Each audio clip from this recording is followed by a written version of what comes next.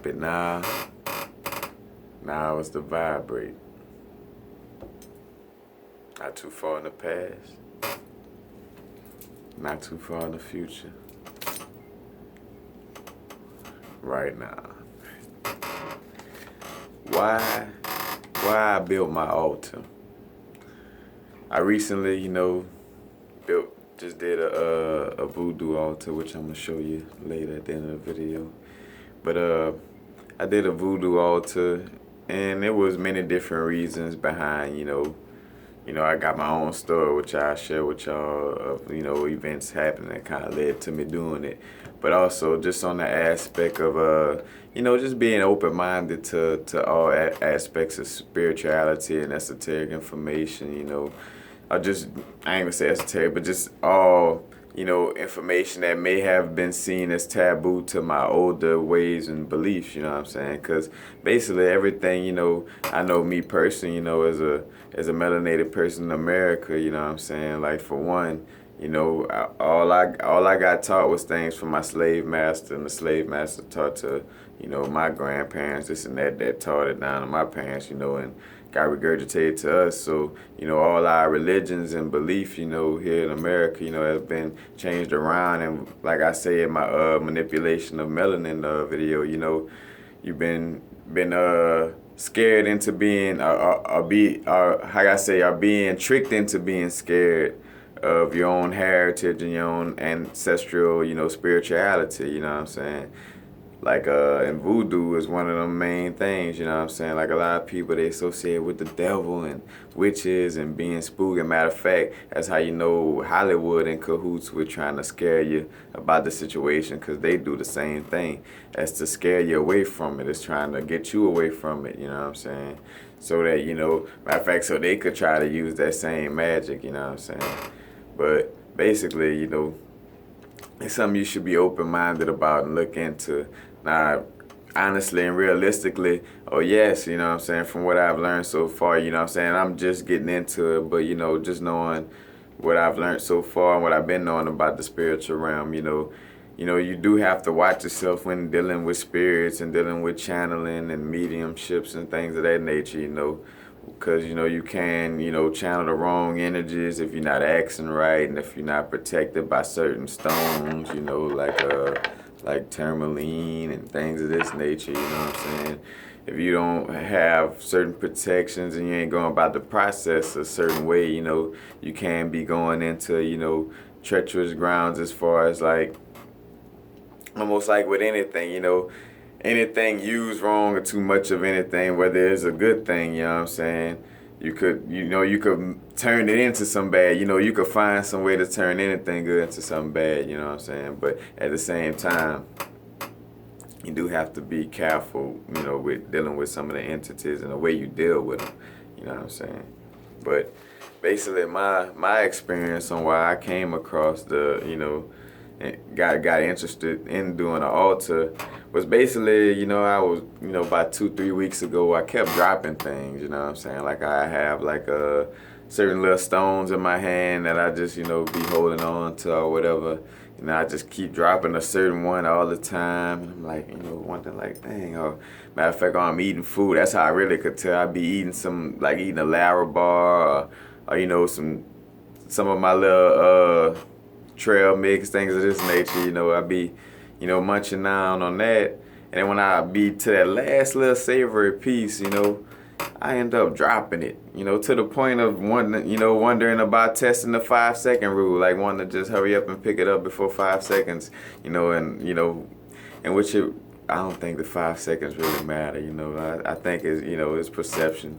If you feel like the stuff on the ground can't get you sick, hey, but let's not get off subject, But, I was dropping, some of the food, some of the things that I was really, that I usually would never drop, you know what I'm saying? Savory parts of my food, I'm just dropping it. I'm like, what the hell? Like, I'm just getting Butterfingers this week. Like, what's the problem?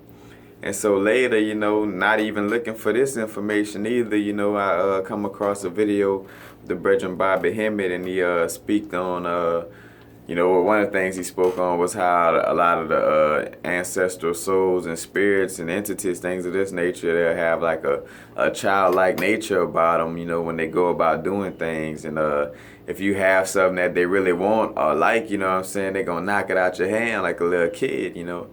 And so I'm like, all right, I put, you know, two and two together. I'm like, all right, so that's why I've been dropping all my little stones, and that's why I've been dropping my food and all this, because, you know, the entities, you know, they want this, you know, and that's the thing that made a lot of sense, because I'm like, you know, when you look into a lot of things about, you know, like being more childlike and getting back to that heart space, you know what I'm saying, and getting back to that childlike nature, dealing with your spirituality, that makes a lot of sense, you know, or how you talk about like kids being born with that purity, you know what I'm saying, like, because they haven't been tampered with, you know, in any type of wrong or right way, as far as like going in any type of negative or positive direction. You know, kids come out pure, and you know, the purity of the, you know, the souls, that kid like nature, you know, that made a lot of sense, you know.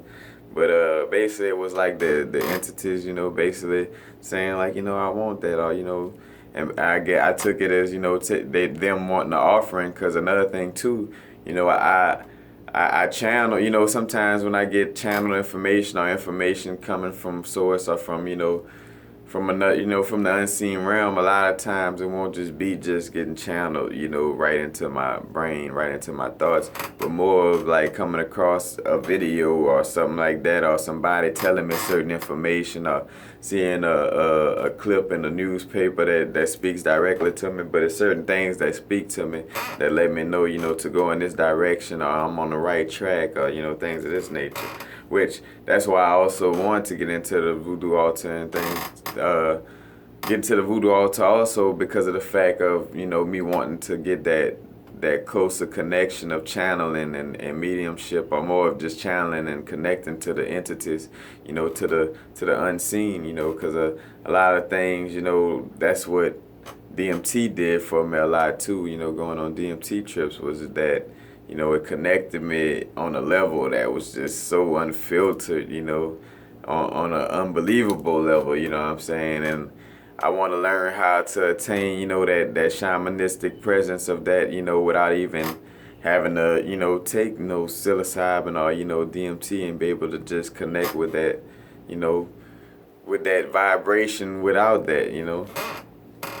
But, you know, and then too, I also saw the realness of altars in the situation of like, I could see how altar could be built to anybody, you know, like after that, like say for instance, with myself, you know what I'm saying, if I was to make my transition, you know, and somebody wanted to connect with me, and they needed help with let's see, unconditional love and knowledge and wisdom, and, you know what I'm saying, things of this nature that I'm about in this physical, you know, form right now.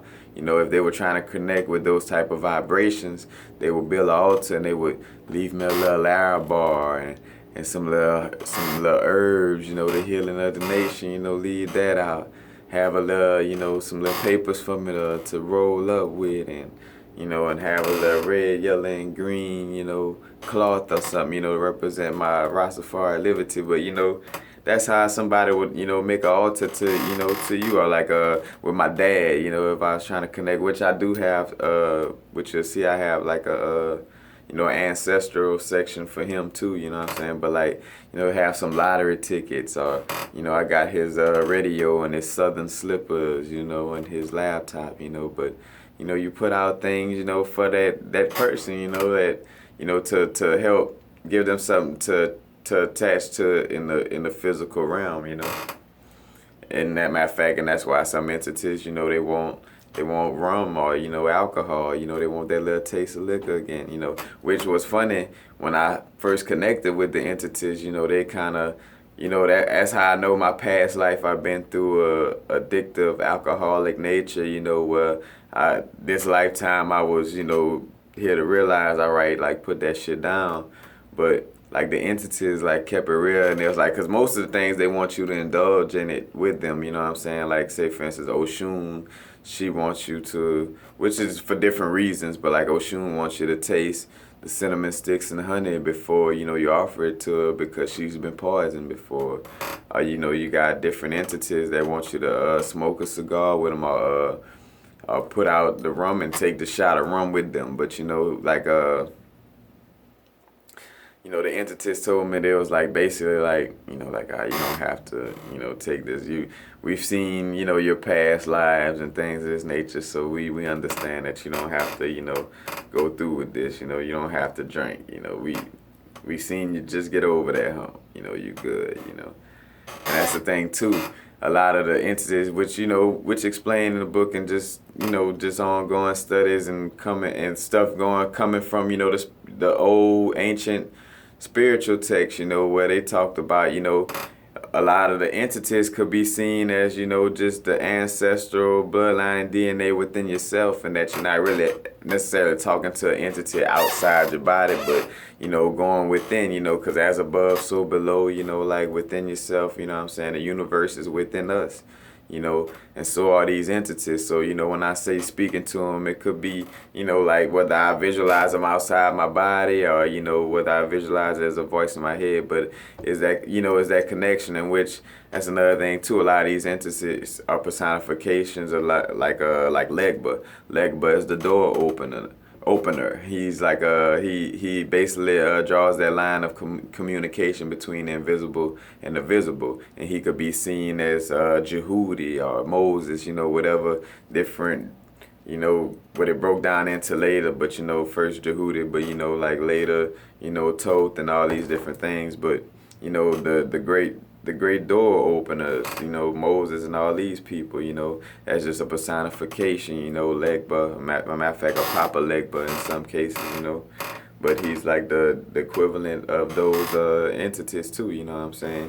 Because all this is personifications of just, whether it's your chakras, you know, like say for instance the seven seals, dealing with Moses, all these things, I mean, dealing with Solomon, and like, because a lot of, which I'm realizing, you know, a lot of these entities they wasn't real human beings, you know what I'm saying, but just basically principles and certain stories of metaphysical situations dealing with your body, you know what I'm saying? But, you know, like I said, you know, Legba, you know, different entities, you know, they come from further origins, you know, origins further back.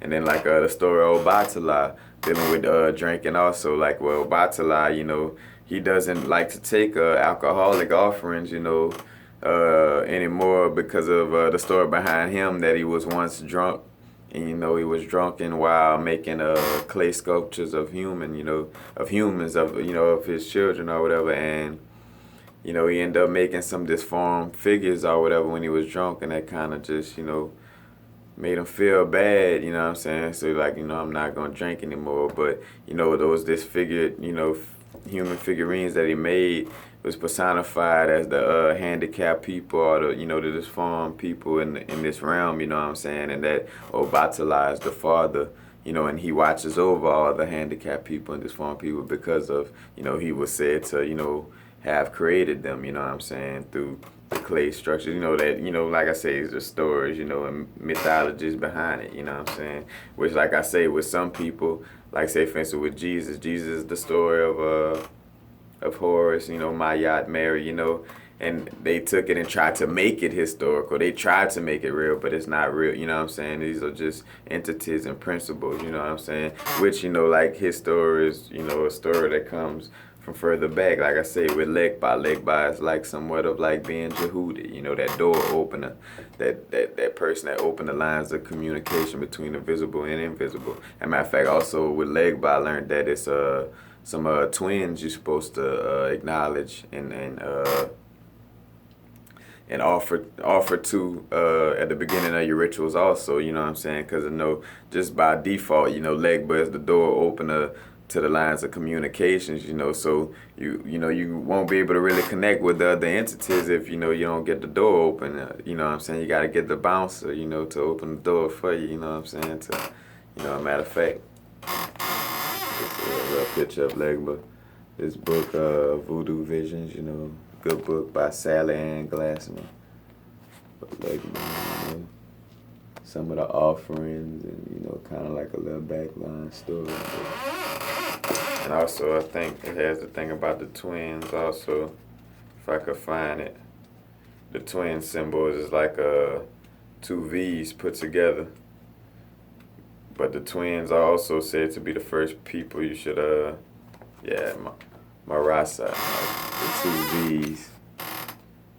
But you should also offer to these entities at the beginning of your rituals. And like I say, you know, if I haven't said it already, like I'm new to, you know, all this information, you know, so I'm learning, you know, a lot of these things. Like, you know, I'm no expert on any of these things, and I humbly, you know, I am a humble student, you know, at all times, you know what I'm saying? So as much as it seems that I got, you know, the knowledge on a level that, you know, most people don't have, that's like, I'm still learning. There's still a lot of information to get, you know what I'm saying? So that's where I'm at with this voodoo situation, you know. I'm still learning as we speak, you know. But, you know, I'm picking up, and I'm, you know, studying very heavily, but I'm still in that study process. But, you know, that's just basically the reasons for me starting my altar, you know.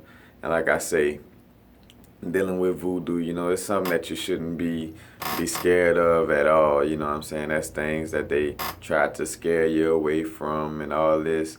But, you know, you shouldn't be scared of anything. Matter of fact, because that's the thing, once you break down, like, you know, all these different, like, how could I say, these mind frames that you've been boxed into, you know, into believing, you know, once you break down that ego, you know what I'm saying? 'Cause that's another thing what ancient texts is talking about, breaking down your ego, and not only, you know, knowing that this is just, you know, just an illusion, this just is one of your lifetimes, you know what I'm saying? To not, you know, be seriously worried about, you know, this identity, you know what I'm saying? You're a spirit. I mean, you're a spirit that has traveled, you know, through many life forms, through many times, you know what I'm saying? This one lifetime is just one picture frame in a big ass roll of, you know, of film, you know what I'm saying? So, you know, because like say, for instance, another thing that kind of pointed to me being, you know, connected with voodoo and that I should get into it is looking at the omens of my life, like where, you know, inevitably, like the things that been around me, like say, for instance, I've been born into a family that, you know, that has a funeral home, you know what I'm saying? So I've been around death since an early age, you know, I've been seeing dead people and you know, seeing people cry over the situation, and just, you know, been dealing with that type of spirit and vibration, you know what I'm saying? It's like, you know, it's like Source, you know, trying to remind me and prepare me for my work on this physical realm in this lifetime, you know what I'm saying? But it's certain situations like that, you know what I'm saying? Just me being into the stones and into connecting with spirits, how much I am, you know, interested in it, you know, that's just no coincidence, you know, that's come from lifetimes of, you know, of me doing this in the past and just the work that I'm here to do now, you know what I'm saying? That's why, you know, it'll show up in my life and be relevant, you know, like I say, with being born into a family dealing with the Undertaker type of work, and, you know, and coming across DMT and actually connecting with the other side and piercing that veil, understanding that death is a transition and not no real death. You're never dying. Your energy that, you know, that continues, you know, that keep moving, you know, in which, you know, that's not the main subject of voodoo, but, you know, I ain't gonna apologize for going off on that, but that has to do, you know, with just your all around spirituality.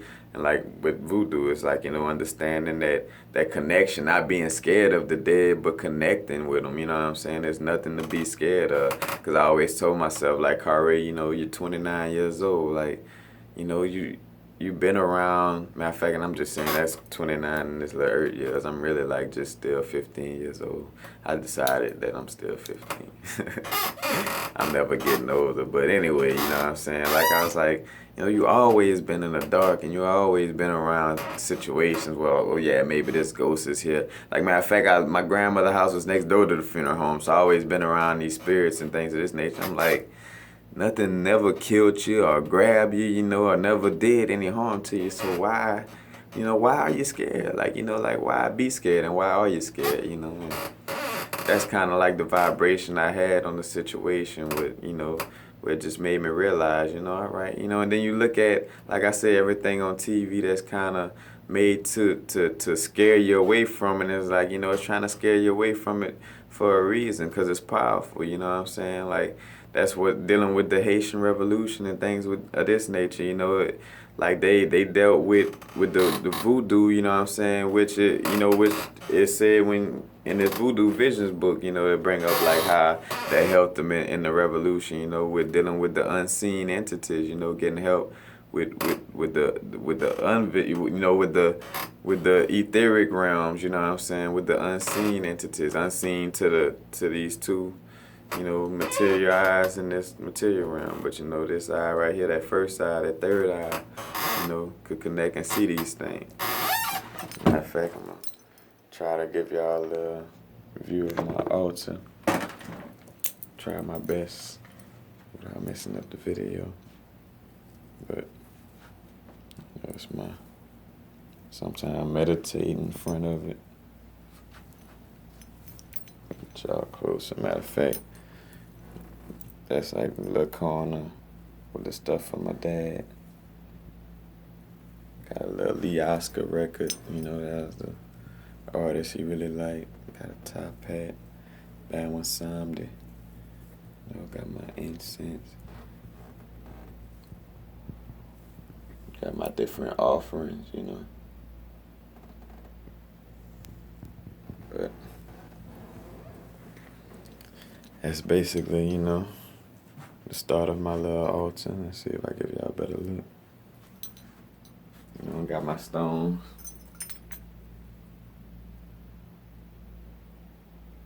Got the stick for, you know, for Legba, you know. I got him some slippers too, you know, the story of Legba is that he's been, you know, walking, you know, through all these dimensions for, you know, for years, and years don't even, you know, explain, you know, give it justice on how long, on how long he's been walking, you know, amongst these realms. But, you know, the cane, the walking stick, and the slippers is for leg, but you know what I'm saying, because he's been opening these doors and on his feet for a long time, and it didn't say, it didn't ask for the slippers. But that's another thing too with dealing with the entities that I learned that quick. You know, it's about being generous, you know, because you offering them things, you know what I'm saying, and they in return, you know, offering you, you know, good spirits and good vibes, you know what I'm saying. And another thing too, which I learned, you know, just recently, you know, like with myself, I initiated myself with them as a brethren, you know what I'm saying, as a fellow God, you know, and understanding that I'm getting back to that God like essence, you know. Yes, there is Bandai, you know, as a matter of fact, that's what it's called in Voodoo, you know, Voodoo. But it's you know, Bandai, that's the supreme architect, you know what I'm saying. Yes, there is a supreme architect, but you know, these entities are considered like that, like that medium between the physical realm and the higher source, you know what I'm saying.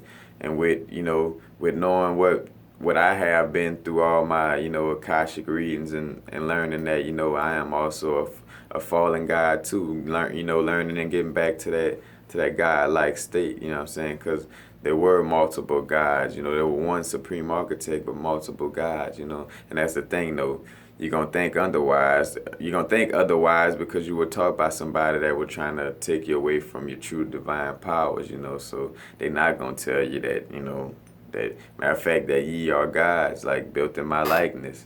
You know what I'm saying? Which is in the little fake, you know, in the Bible, that they tried to manipulate the words and they still let it out, you know.